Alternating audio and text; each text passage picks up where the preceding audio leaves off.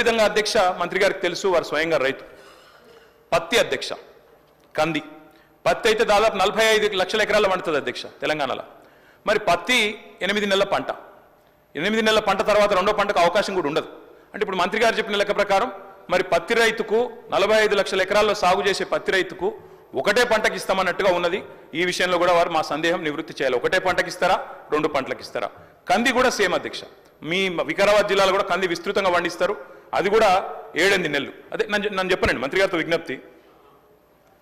ఇంకో రకంగా వెళ్ళొద్దు, ఇది కేవలం మేమేమీ చెప్పలేదు. గత ప్రభుత్వంలో జరిగినటువంటి విధి విధానాలను మేము ముందు ఉంచాము. మీరు ఏది చెబితే దాన్ని అమలు చేయాలనే ఆలోచన తప్పితే ఆ పంటకి ఎంత ఇస్తారా, దీనికి ఎంత ఇస్తారు అనేది మేము నిర్ణయమే చేయలేదు. మీ సూచనల తర్వాతనే నిర్ణయించబడుద్ది. కాబట్టి మేము ఇంతవరకు ఈ ప్రభుత్వం రైతు భరోసా మీద నిర్ణయించలేదు. కాబట్టి మా నిర్ణయాలు అందులో ఏమీ లేవు. కాబట్టి మా మీద దేన్ని కూడా మీరు రుద్దొద్దు అని చెప్పి గౌరవ సభ్యులకి మనవి చేస్తున్నాం. ఏం చేయాలో, ఎట్లా చేయాలో, పత్తికి ఏం చేయాలో, చెరుకు ఏం చేయాలో మీరు చెప్పండి. దాని ప్రకారంగా ప్రభుత్వం భవిష్యత్తులో నిర్ణయిస్తుందని చెప్తున్నాం.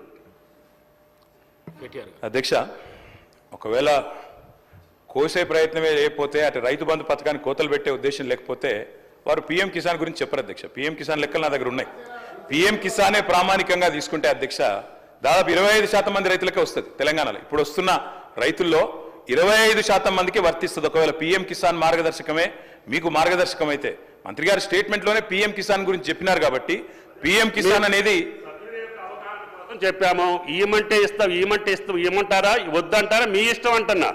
మేము అది కోత ఇస్తాము, కోతలు విధిస్తామని మేము అందుట్లో చెప్పామా?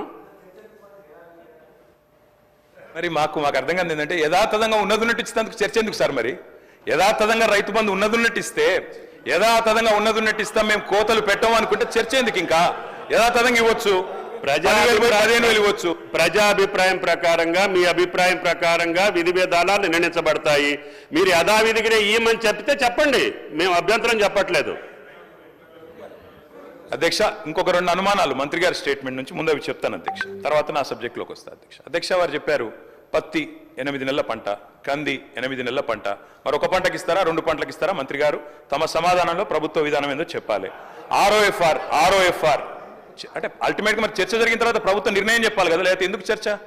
చర్చ జరిగిన తర్వాత ప్రభుత్వం నిర్ణయం చెప్పకపోతే ఎందుకు అధ్యక్ష చర్చ? మరి ఊరికే మనం టైంపాస్కి అయితే చర్చ చేయం కదా. దయచేసి మంత్రి గారిని నేను కోరేది,